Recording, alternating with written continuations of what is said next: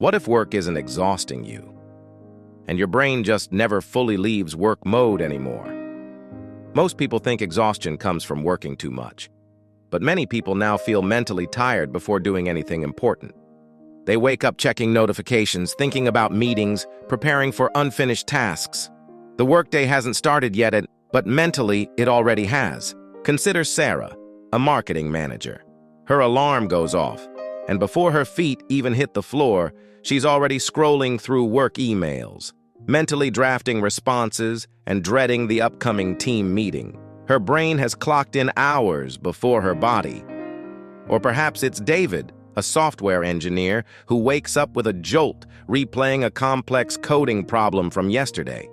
His mind already debugging before he's even had his coffee. This isn't just about being a morning person. It's about a pervasive mental tether to work that begins before the official workday.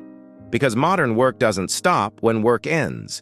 It stays active in the background. Constant anticipation, constant preparation, constant low-level alertness. So the brain never fully relaxes. Think about the always-on culture.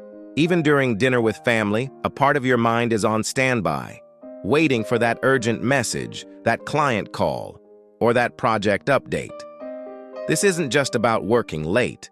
It's about the mental residue of work that lingers, preventing true disengagement. Imagine a teacher grading papers late into the night. But even after closing the laptop, their mind is still planning tomorrow's lessons, worrying about a struggling student or anticipating parent emails. The physical act of working has ceased, but the mental labor continues unabated. At companies like Amazon and Tesla, fast-moving environments create constant responsiveness. Rapid decisions, high expectations, continuous pressure. From the outside, it looks productive, but internally, people stay mentally on all the time, and eventually, anticipation itself becomes exhausting. Take the example of a software developer at a high-growth startup. They might finish coding for the day, but the fear of a critical bug report coming in overnight, or a sudden pivot in project direction, keeps their mind racing. They're not actively working, but their nervous system is primed for a potential crisis, leading to a profound sense of mental fatigue even after a full night's sleep. Or consider a financial trader whose day is filled with split-second decisions. Even away from the trading floor, their mind might be running simulations, anticipating market shifts or replaying past trades, unable to truly disconnect from the high-stakes environment.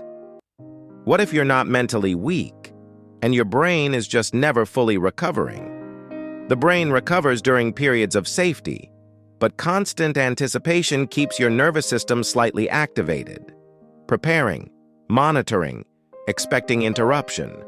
So even during rest, your mind never fully stops working. This is the fight-or-flight response in a subtle, chronic form. Your body isn't running from a tiger, but your brain perceives a constant, low-level threat from your inbox or project deadlines. This sustained activation prevents your parasympathetic nervous system from fully engaging, leaving you in a perpetual state of low-grade stress. Think of a parent who works from home, constantly juggling emails with childcare.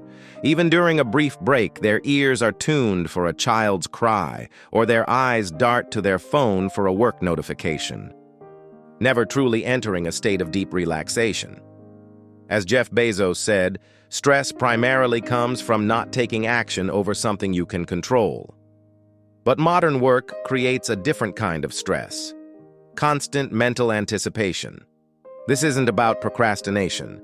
It's about the inherent structure of many modern roles where the next thing is always looming, often outside your immediate control, yet demanding your mental bandwidth. Consider a manager waiting for a crucial client decision. They've done all they can, but the outcome is pending, and their mind is stuck in a loop of what-ifs, even during their personal time. So the issue isn't simply workload. It's that your brain no longer clearly separates work from recovery. And when anticipation becomes constant, mental exhaustion begins before work even starts. This blurring of lines means your brain never gets the clear signal to switch off. It's like leaving a computer program running in the background, constantly consuming resources even when you're not actively using it. Imagine a student constantly thinking about their next assignment, even during a weekend outing with friends. The joy of the moment is diminished by the background hum of academic pressure, preventing full mental presence and recovery. The shift is not to avoid responsibility.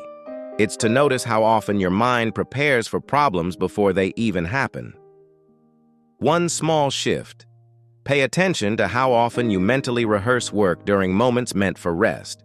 For example, when you find yourself planning your next work email while walking your dog, gently bring your focus back to the walk. If this made you see your exhaustion differently, subscribe to Daily Reset Lab for more perspective like this. Or watch. You're answering messages all day and getting nothing done. This isn't just about deadlines. It's about the pervasive feeling that something might happen. A late-night email, an urgent message, a sudden request. Our brains are wired to detect threats, and in modern work, the threat is often ambiguous and ever-present. This constant vigilance drains our cognitive resources, leaving us feeling depleted even without tangible effort. Consider the project manager who checks their phone every 15 minutes during their child's soccer game. Not because they expect an immediate crisis, but because the possibility of one keeps them tethered. This isn't just a habit, it's a conditioned response. Consider the smartphone. It's a tool of connection, but also a constant tether to work.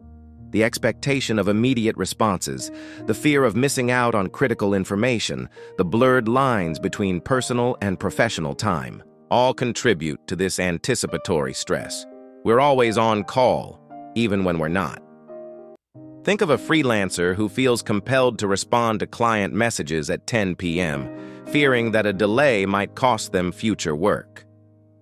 The digital leash extends the workday indefinitely, making true mental breaks a rarity. This phenomenon is exacerbated by global teams and asynchronous communication, where off hours for one person are on hours for another, creating a perpetual cycle of potential interruptions. When the brain is in a perpetual state of low-level alert, it struggles to access the deeper, more creative modes of thinking.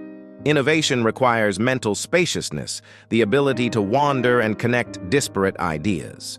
But anticipatory stress keeps us in a reactive state. We solve immediate problems but rarely create breakthrough solutions.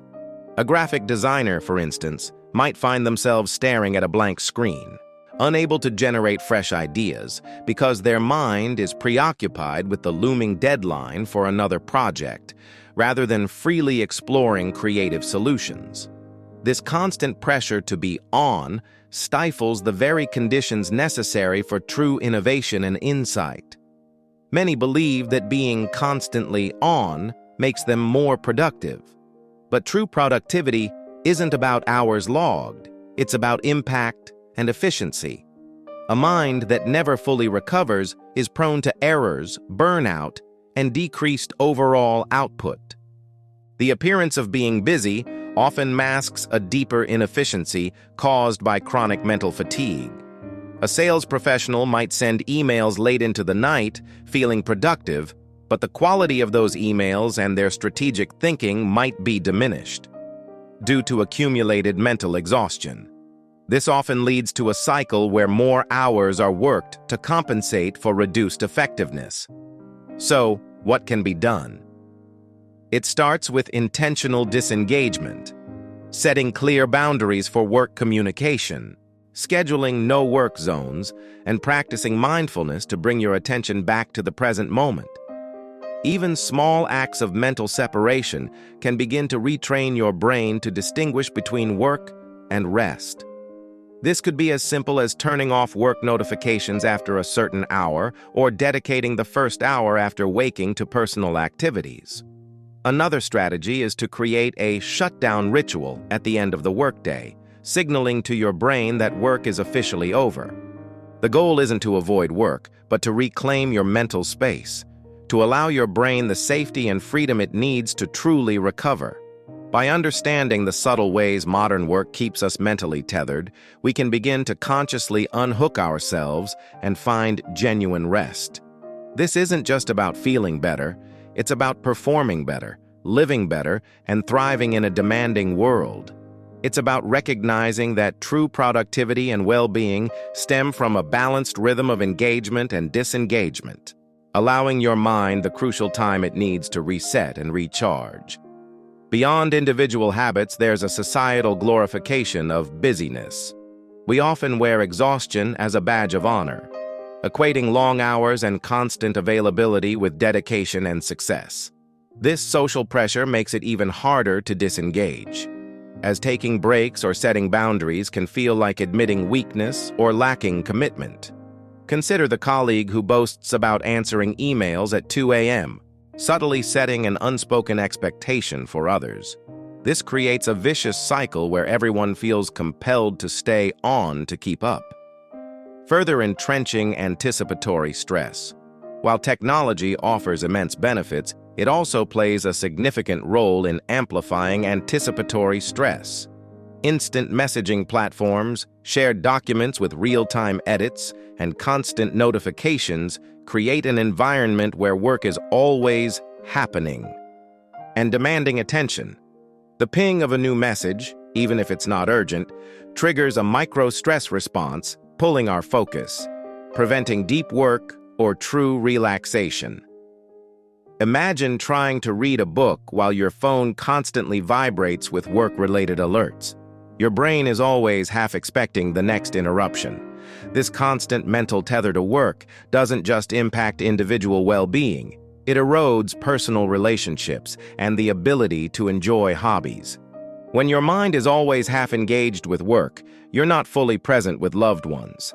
Conversations become superficial, and shared experiences lose their richness. Hobbies, which are crucial for mental recovery and personal growth, are neglected, because the mental energy required to engage with them is already depleted by anticipatory stress. Think of a parent who is physically present at their child's school play, but mentally reviewing a presentation for tomorrow, missing out on precious moments. Chronic anticipatory stress has tangible long-term health implications. It can lead to increased cortisol levels, impacting sleep, digestion, and immune function. It contributes to anxiety, depression, and even cardiovascular issues. The body and mind are not designed for perpetual low-level threat detection. This isn't just about feeling tired. It's about a fundamental disruption of our physiological and psychological systems, leading to a decline in overall health. To combat this, we need to actively cultivate mental off-ramps. These are intentional practices that signal to your brain that it's safe to disengage. This could involve a structured end-of-day routine, like reviewing your accomplishments and planning for tomorrow, then physically closing your laptop. It might also include engaging in activities that demand full mental presence, such as cooking a complex meal, playing a musical instrument, or intense physical exercise. The key is to create clear boundaries and rituals that help your brain transition out of work mode. It's not just about long periods of disengagement, but also about integrating micro breaks and periods of deep work throughout the day. Deep work, where you focus intensely on a single task without interruption, can reduce the feeling of constant anticipation by allowing your brain to fully immerse itself. Similarly, short, intentional breaks can act as mini resets, preventing the buildup of anticipatory stress. These aren't just luxuries, they are essential tools for maintaining mental stamina and preventing burnout. Ultimately, addressing anticipatory stress requires a cultural shift, both individually and organizationally, to redefine success. It's moving away from the notion that always on equals productivity and towards a model that values focused effort, strategic breaks, and genuine recovery. When we prioritize mental well-being, we not only feel better but also become more effective, innovative, and resilient in the long run. This is about working smarter, not just harder, and recognizing that our brains, like any other complex system, need proper maintenance and rest. If this made you see your exhaustion differently, subscribe to Daily Reset Lab for more perspective like this.